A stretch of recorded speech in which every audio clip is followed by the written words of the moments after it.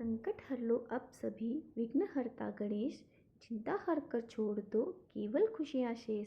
देव विघ्नहर्ता बनो, संकट हम सबके टालो। खुशियाँ दामन में भरकर हम सबको निहाल कर डालो। आप सभी को सकट चौथ की हार्दिक शुभकामनाएं। सकट चौथ, जिसे माघी चौथ भी कहा जाता है, माघ मास के कृष्ण पक्ष की संकट चतुर्थी के दिन रखा जाता है।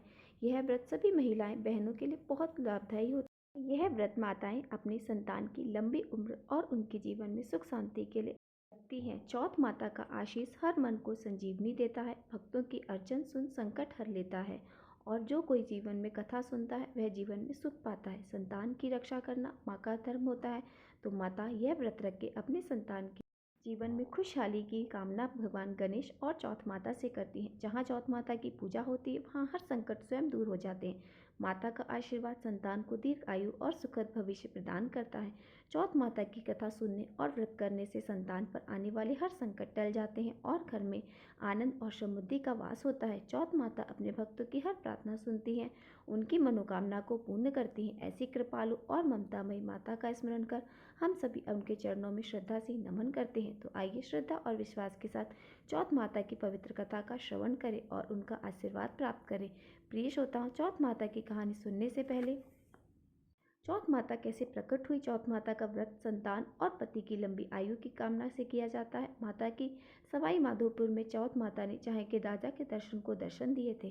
कहते हैं इस मंदिर की स्थापना राजा भीम सिंह ने कराई थी। लोक मान्यताएं हैं कि जो देवी चौथ माता ने स्वप्न में राजा भीम सिंह चौहान को दर्शन देकर यहाँ अपना मंदिर बनवाने का आदेश दिया। राजा एक बार बरवाड़ा से संध्या के समय शिकार पर निकल रहे थे, तभी उनकी पत्नी रत्नावली ने उन्हें टोका, लेकिन भीम सिंह ने यह कहकर उनकी बात को टाल दिया कि चौहान एक बार सवार होने के बाद शिकार करके ही उतरते हैं।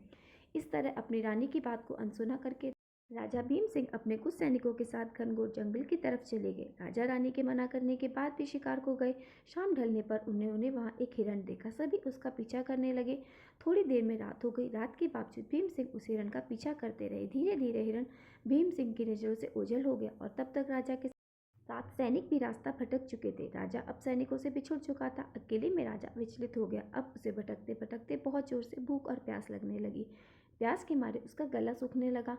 उसने इधर उधर पानी की तलाश की, लेकिन पीने का पानी नहीं मिला, जिससे वह प्यास से मूर्छित होकर जंगल में गिर पड़ा। तब मूर्छित अवस्था में भीम सिंह को पचाला तलहटी में चौथ माता की प्रतिमा दिखने लगी।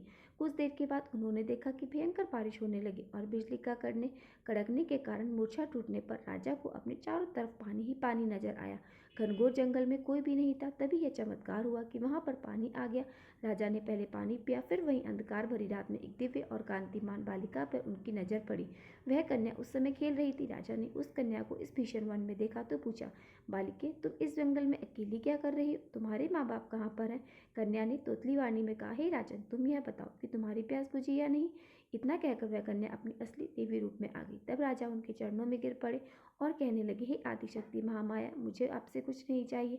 अगर आप मुझ पर प्रसन्न हैं तो हमारे प्रांत में ही हमेशा निवास करें। तब तथास्तु कहकर वह देवी अदृश्य हो गई। राजा को उनकी जगह पर वहां चौथ माता की एक प्रतिमा मिली। उसी चौथ माता की प्रतिमा को लेकर राजा बरवाड़ा की ओर निकल पड़े।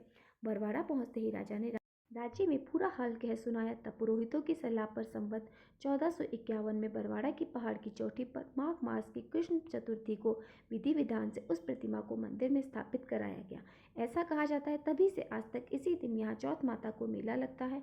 और संकष्टी चतुर्थी हो या करवा चौथ का व्रत हो, लोग भारी संख्या में यहाँ पर मंदिर में दर्शन करने के लिए आते हैं और भक्तों को चौथ माता पर पूरा विश्वास होता है।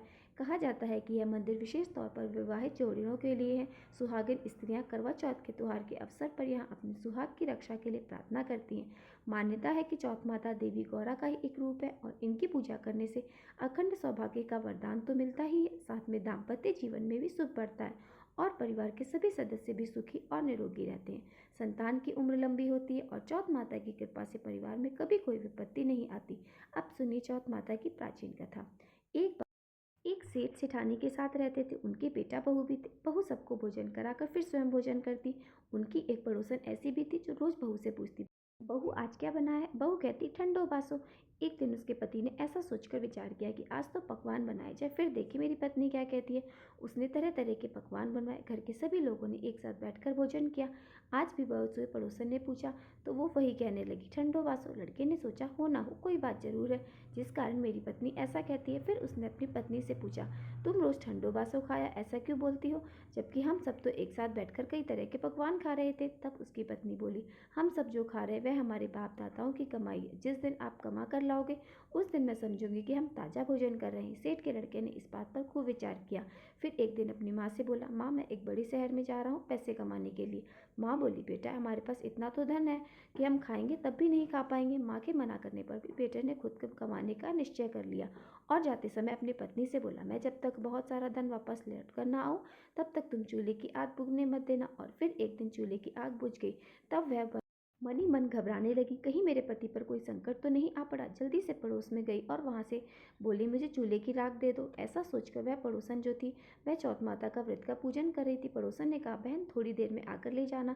बहू ने पड़ोसन से पूछा आप ये व्रत क्यों करती हो, इससे क्या मिलता है। पड़ोसन बोली चौथ माता के इस व्रत को करने से अन्न लक्ष्मी मिलेगी और मनोकामना पूर्ण होगी।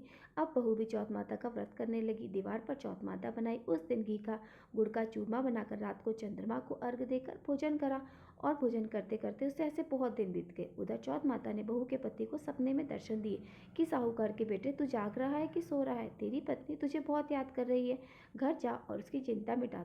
पर वो बोला मैं घर कैसे जाऊं, यहाँ पर मेरा पूरा हिसाब किताब पड़ा है। तब चौथ माता बोली तुम दुकान खोलकर कंकु कौशल का पागलिया बनाकर बैठ जाना, आज तेरा सारा हिसाब किताब चुकता हो जाएगा। अब तो चौथ माता ने जैसा कहा था वैसा ही हुआ। उसने घर जाने की तैयारी की, खाड़ी भरकर धन दौलत लेकर चल पड़ा। एक बड़ा सा नाग उसे रास्ते में फन फैलाए बैठा मिला और बोला आज मैं तुझे डसूंगा, तेरी उम्र पूरी हो गई। सेठ का लड़का बोला आज चौथ माता ने मुझे सपना दिया है तो मैं अपनी पत्नी से मिलने घर जा रहा हूँ। वहाँ मेरी पत्नी मेरा इंतजार कर रही होगी, बहुत चिंता कर रही होगी, मैं उससे मिलकर जरूर वापस आऊँगा। अब तुम मुझे ढस लेना।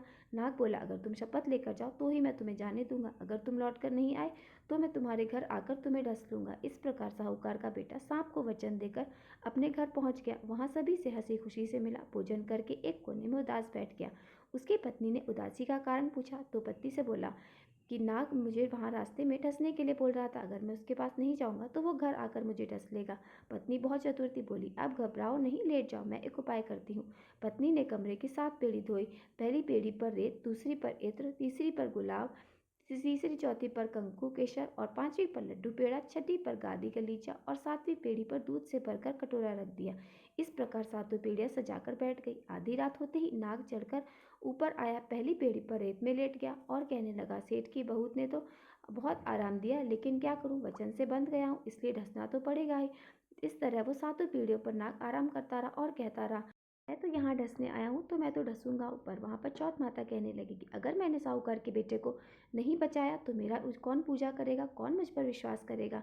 इसी विचार के साथ चौथ माता ने साहूकार के बेटे को बचाने का विचार किया। चंद्रमा जी ने उजाला किया, चौथ माता ढाल बन गई। गणेश जी ने तलवार लेकर नाग को मार दिया और ढाल से ढक दिया। बहू भी थकी हारी सो गई। दिन हुआ तो लोग बेटे से मिलने आए परंतु बेटा तो बहू उठे ही नहीं। बहुत देर हो गई। माँ ने उन्हें उठाने के लिए आवाज़ दी पर वो तब भी नहीं उठे। माँ जब आई सातों पीढ़ियों पर कुछ देखा तो बहुत घबराई और जोर से बेटे बहू को आवाज़ लगाई। बेटा बहू उठे तो देखा एक ढाल तलवार वहाँ पड़ी थी।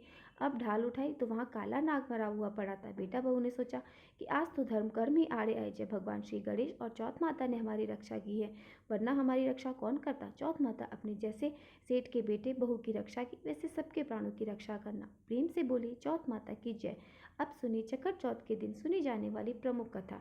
एक बार की बात है, किसी नगर में एक कुम्हार रहता था। वह मिट्टी के बर्तन पकाकर उसे अपने बर्तन बनाकर आँव लगाता था पर उसमें आँव नहीं हो रही थी और बर्तन पक नहीं रहे थे। वह राजा के पास जाकर प्रार्थना करने लगा, महाराज पता नहीं क्या बात है, आँव फीकी पड़ी है। राजा ने पुरोहितों को बुलाकर इसका कारण पूछा तो राजा ने पंडित को कहा कि हर बार आँव लगाते समय एक बच्चे की बलि देना और आँव पक जाएगा। अब तो राजा का आदेश हो गया। बलि आरंभ हुई। जिस परिवार की बारी होती वह परिवार अपने बच्चों में से एक बच्चा बलि के लिए भेज देता।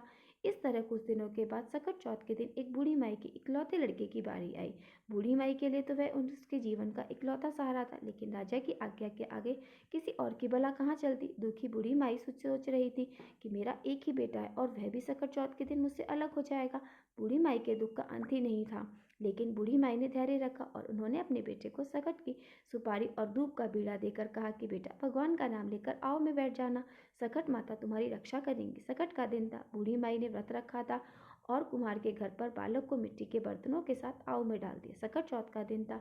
बूढ़ी माई लगातार गणेश भगवान और सकट माता से अपने बच्चे की सुरक्षा के लिए प्रार्थना कर रही थी, उसकी लंबी उम्र के लिए कामना कर रही थी। इधर चमत्कार हुआ। कुम्हार ने सुबह उठकर देखा तो आव में तो उसके बर्तन पक गए थे, लेकिन उस बालक का बाल भी पाका नहीं हुआ। तो पहले तो आव पकने में कई कई दिन लगते थे, लेकिन यह चमत्कार देखकर वह डर गया और राजा के दरबार में गया। वहां जाकर सारी घटना बताई। इसके बाद राजा ने उस बालक और बूढ़ी माई को बुलवाया तो माँ ने सभी तरह के विघ्नों को दूर करने वाली संकष्टी चतुर्थी का वर्णन किया। इस घटना के बाद से महिलाएं संतान और परिवार के सौभाग्य के लिए सकट चौथ का व्रत करने लगी। ऐसी है सकट चौथ की महिमा। जो जिस कामना से व्रत रखता है, पूजा करते श्रवण करता है कथा का, गणेश भगवान और सकट माता उनकी सभी मनोकामनाएं पूर्ण करते हैं। बोलिए प्रेम से बोले गणेश भगवान की जय हो, सकट माता की जय हो। यहाँ पे कथा समाप्त होती है। आशा करती हूँ आप सभी को आज की कथा पसंद आई होगी। अगर वीडियो पसंद आई हो तो वीडियो को लाइक और मेरे साथ जुड़े रहने के लिए चैनल को सब्सक्राइब अवश्य कर लें। श्री गणेश और चौथ माता की कृपा सदैव आप पर और आपके परिवार पर बनी रहे। चौथ माता की जय हो।